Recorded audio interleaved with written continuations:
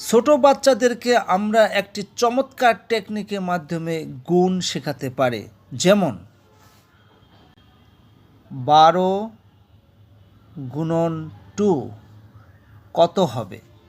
একটা ছোট বাচ্চার ক্ষেত্রে তাকে 12 নামাতা পড়তে হবে। তার নামাতা না পড়ে সে কিভাবে সঠিকভাবে গুণটা করতে পারে। প্রথমে আমরা এখানে দেখতে পাচ্ছি 2। প্রথমে আমরা 2টা স্বলেখা এভাবে টানব। এরপরে এখানে রয়েছে 1। এরপরে আমরা এখানে একটা রেখা উপর থেকে নিচে টানব। এরপরে এখানে রয়েছে 2। এই 2 মানে 2টা রেখা আমরা উপর থেকে নিচে টানব। এরপরে আমরা এখানে কাউন্ট করব যে এই যে এখানে 1 এবং 2, 1 2 3 4, এটা হচ্ছে 4।